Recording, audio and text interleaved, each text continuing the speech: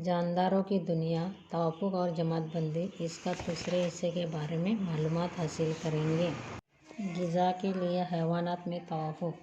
हैवानात की जमातबंदी सब्ज़खोर और गोश्तखोर इन दो ग्रोह में की जाती है। इसके लिए ऐसी मख़सूस तब्दीलियाँ हो गई हैं जिसकी वजह से इन हैवानात में ग़िज़ा खाना आसान होता है। इस ताल्लुक़ से आप सबक जानदार में तवज़िया में मज़ीद मालूमात हासिल करेंगे। मेंढक, सांप, परिंदे, मच्छर, तितलियाँ अपना शिकार किस तरह हासिल करते हैं और खाते हैं, इससे मुतल्लिक़ मज़ीद मालूमात हासिल करने के लिए डिस्कवरी नेशनल जोग्राफ़िक चैनल के मुख्तलिफ़ प्रोग्राम देखें। माहौलियाती मुशाबहत के लिए हैवानात में तौफ़ीक़। मुख्तलिफ़ रंगों के गिरगिट और नाकतोड़े हमें आसानी से नज़र नहीं आते। ये जब नबातात पर, घास में या दरख्त के तने पर होते हैं तो इनके जिस्म का रंग अतराफ के रंग से मुशाबह होता है। मस्किन जोग्राफियाई हालात से मख़सूस माहौल में ज़िंदा रहना, अफ़ज़ाइश के लिए ज़रिए खुद की बक़ा, ग़िज़ा का हुसूल, दुश्मन से खुद की हिफाज़त जैसी कई वजूहात की बिना पर जानदार के अज़्ज़ा और जिस्मानी अफ़आल में होने वाली तब्दीलियों को तौफ़ीक़ कहते हैं। इसे हमेशा ज़हन में रखें, तवफ़ुक़ फ़ौरन होने वाला अमल नहीं, ये अमल मुसलसल जारी रहता है। हज़ारों साल क़ब्ल मौजूद हैवानात और दौर हज़र के हैवानात के जिस्म में नज़र आने वाली तब्दीलियाँ हालात के मुताबिक होने वाला तौफ़ीक़ है। इस तनों की हिफाज़त हमारा फ़र्ज़ है। ऐसा हुआ है। डार्विन का नज़रिया इर्तिक़ा। माहिर हयातियात चार्ल्स डार्विन ने कई किस्म के हैवानात और नबातात का मुताला करके ये नज़रिया पेश किया जो जानदार माहौल में ज़िंदा रहने की सलाहियत सबसे ज़्यादा रखते हैं, उन्हें के आने वाले दौर में बाकी रहने का ज़्यादा इम्कान होता है।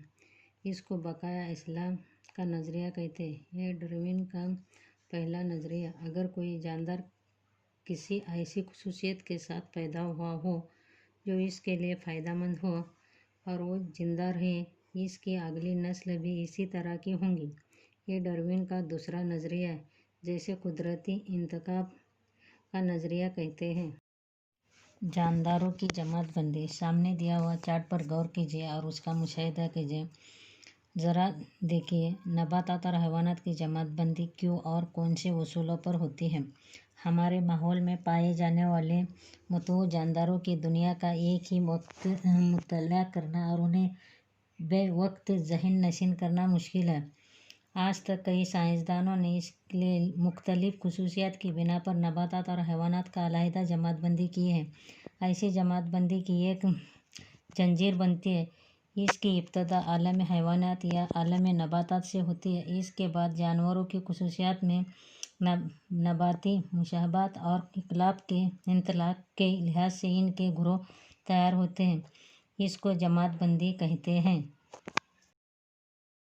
कार्लिंस का 2 इसमी तरीक़ा। तसव्वुर कीजिए कि एक जमात में नसरीन या सफ़ा की 4 तलबा था। इनमें आप सिर्फ़ एक तलबा से मुतल्लिक़ ही बात कर रहे हो तो दूसरों को वाज़ह तौर पर समझ में आने के लिए आप क्या करेंगे? हम इसका नाम पूरा बोलेंगे, जैसे नाम, ख़ानदानी नाम। इसे ही 2 इसमी तरीक़ा कहते हैं। हर जानदार को पहचानने के लिए 2 इसमी तरीक़े पर इन्हिसार किया जाता है। इसके मुताबिक हर जानदार को एक साइंसी नाम दिया गया है। इस नाम में 2 इस्लाहात हैं। पहली से जिन्स ज़ाहिर होती है और दूसरी से नू ज़ाहिर करती है।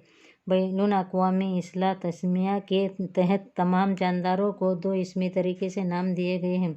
एक नू के नाम तमाम जानदारों में इतनी मुशाबहत होती है कि उनका रंग, ऊंचाई, दुम की लंबाई जैसे इख्तिलाफ़ात हो तब भी इनमें अफ़ज़ाइश नस्ल हो सकते हैं। मसलन दुनिया भर की तमाम बिल्लियाँ एक जैसी जिन्स से ताल्लुक़ रखती हैं।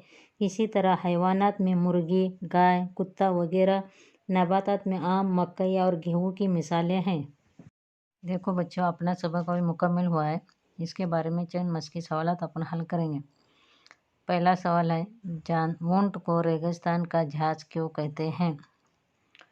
दूसरा सवाल है, नाग फनी, बबूल और दूसरी रेगिस्तानी नबातात कम पानी वाले इलाके में आसानी से क्यों जिंदा रहते हैं? जानदारों में तवफ़्फ़ुक़ का इन माहौल से क्या ताल्लुक़ है? जानदारों की जमातबंदी किस तरह की जाती है?